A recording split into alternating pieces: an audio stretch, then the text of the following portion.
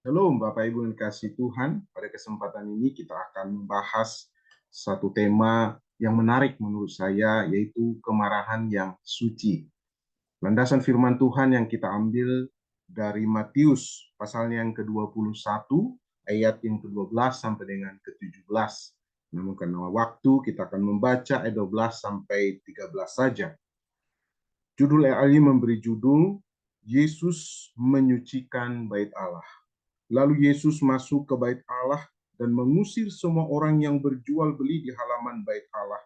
Ia membalikkan meja-meja penukar uang dan bangku-bangku pedagang merpati dan berkata kepada mereka, ada tertulis, rumahku akan disebut rumah doa, tetapi kamu menjadikannya sarang penyamun. Selanjutnya kita bisa melihat bagaimana pada akhirnya banyak orang-orang buta, orang-orang timpang datang kepada Yesus di bait Allah dan Yesus menyembuhkan, memulihkan mereka. Tetapi respon daripada para imam dan ahli Taurat pada waktu tidak senang akan apa yang dilakukan oleh Tuhan Yesus, sehingga mereka mengkritik Tuhan Yesus terhadap puji-pujian yang diberikan anak-anak yang berkata Hosana bagi anak Daud, sampai pada akhirnya Yesus meninggalkan mereka. Bapak Ibu Saudara yang dikasihi oleh Tuhan, berbicara tentang kemarahan, siapapun bisa marah. Tak ada seorang pun di dunia ini rasanya yang tidak pernah marah. Marah itu adalah ekspresi emosi manusiawi. Ada banyak alasan kita marah.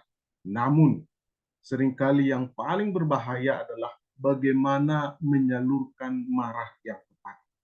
Apakah kita marah untuk menyalurkan rasa sakit hati dan keinginan untuk membalas dan melukai? Nah, pada kesempatan ini, melalui perikop ini, kita akan belajar bagaimana seharusnya kita marah. Ada tiga hal yang dapat kita pelajari. Yang pertama, kemarahan dengan alasan yang kuat. Jadi cara marah yang tepat adalah kita marah dengan alasan yang kuat. Dalam perikop ini, kemarahan Yesus mempunyai alasan yang sangat kuat dan signifikan. Bait Allah yang seharusnya digunakan sebagai tempat beribadah bukan tempat untuk berjual beli, tetapi justru itulah yang dilakukan oleh umatnya. Sehingga Yesus marah kepada mereka yang bermain-main dengan dosa. Kenapa mereka tahu itu salah, tetapi mereka tetap melakukannya. Dan Allah juga di dalam kisah Alkitab yang lain menunjukkan kemarahannya terhadap dosa, seperti Allah yang marah kepada Adam dan Hawa ketika mereka telah memakan buah terlarang itu. Demikian juga Allah marah kepada bangsa Israel yang telah membuat lembu emas untuk menjadi sesembahan mereka. Bapak Ibu Saudara, demikian juga kita sebagai anak-anak Tuhan, mari kita berhati-hati ketika kita marah. Marahlah dengan alasan yang kuat, bukan karena terpengaruh oleh emosi yang tidak stabil, yang meluap-luap.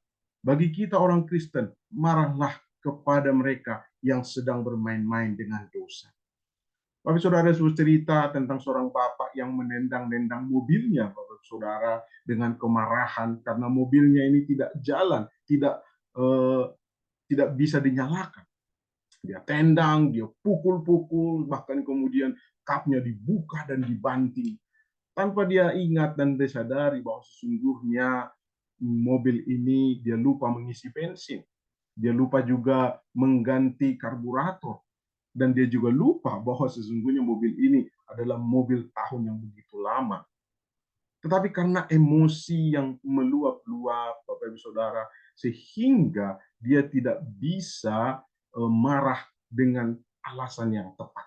Dia marah dengan membabi buta. Harusnya kita sebagai orang Kristen juga jangan sampai demikian. Marilah kita belajar dari Tuhan Yesus. Ketika dia marah, dia memiliki alasan yang kuat ketika dalam kemarahannya. Yang kedua, bagaimana seharusnya kita marah? Yaitu kemarahan kita itu adalah kemarahan pada orang yang tepat. Di dalam perikop ini kita melihat bahwa kemarahan Yesus itu ditujukan pada orang yang tepat. Yesus tidak marah kepada semua orang yang ada di bait Allah, tetapi hanya kepada mereka yang menggunakan bait Allah untuk mencari keuntungan bagi dirinya sendiri. Kepada mereka lah Yesus marah. Bapak Ibu Saudara, ada sebuah kisah yang bercerita tentang seorang suami yang pulang dari kantor, ternyata di kantor dia banyak masalah yang dia hadapi. Kemudian dia hanya pulang ke rumah dan dia marah-marah kepada anak, kepada istrinya tanpa alasan yang tepat.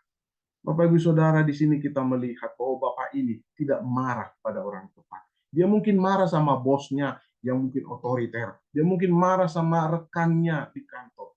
Tetapi tidak seharusnya dia membawa kemarahan itu kepada orang lain.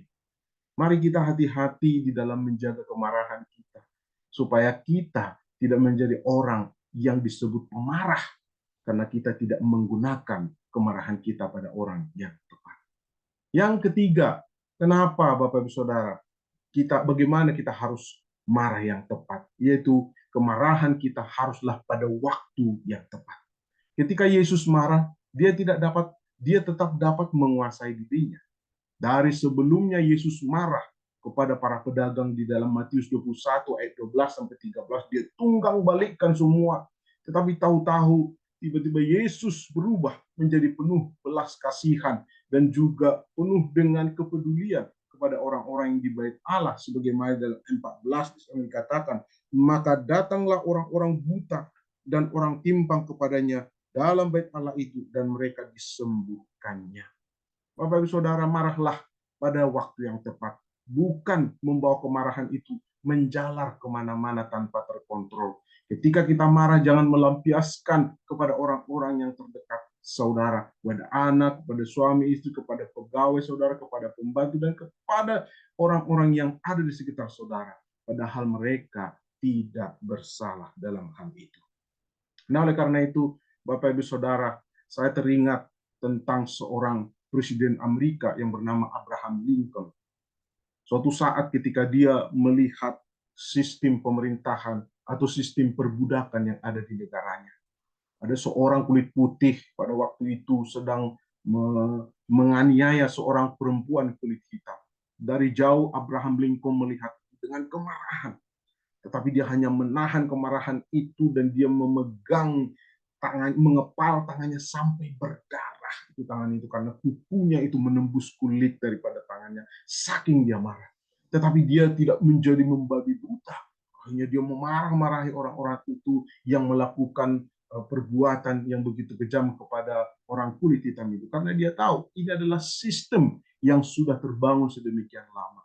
Maka dia berjanji dalam hatinya, saya akan mengubah sistem ini sehingga perbudakan ini akan dihapuskan, semua orang sama status derajatnya. Akhirnya itulah yang dilakukan oleh Abraham Lincoln ketika dia akhirnya terpilih menjadi seorang presiden. Dia mengubah sistem perbudakan itu dan pada akhirnya seluruh Amerika sampai saat ini menjadi sebuah bangsa yang maju dan juga yang memandang hak dan kesetaraan itu sangat begitu baik. Ini adalah apa? Karena seorang presiden yang menempatkan kemarahannya itu pada waktu yang tepat. Dia tidak sembarangan membabi buta, mengeluarkan rasa amarahnya, sehingga justru akan makin melukai orang-orang di sekitarnya, bahkan melukai dirinya sendiri.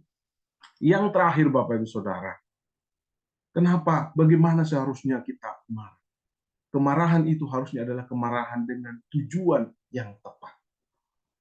Yesus marah bukan karena ingin menyakiti dan melukai orang-orang yang ada di bait Allah. Karena jelas di dalam Alkitab kita melihat bagaimana Yesus hanya menunggang balikan meja-meja tempat mereka menjual, tetapi tidak menyakiti mereka. Tuhan Yesus hanya satu yang menjadi kerinduannya, harapannya, yaitu supaya orang-orang yang ditegur ini menyadari segala kesalahan dan dosa-dosanya sehingga mereka bertobat. Bagaimana dengan kita, Bapak Ibu Saudara? Apakah kemarahan yang kita lakukan dalam hidup ini juga memiliki tujuan, yaitu supaya mereka tersadar, mereka bertobat dari segala dosa-dosa mereka, atau justru kemarahan yang seringkali kita lakukan bertujuan untuk menyakiti dan melukai mereka yang menerima kemarahan kita? Mari Bapak Ibu Saudara, dengan firman Tuhan ini biarlah kita belajar untuk apa? Untuk menjaga kemarahan itu menjadi kemarahan yang murni di hadapan Tuhan, yang suci, dengan 4 hal tadi. Bahwa kita marah dengan alasan yang kuat, kita marah pada orang yang tepat, kita marah pada waktu yang tepat, dan kita marah dengan tujuan yang tepat. Sehingga kehidupan kita menjadi berkat bagi banyak orang. Kita menjadi pembawa damai, bahkan pembawa perubahan dan dampak bagi hormat kemuliaan nama Tuhan. Amin.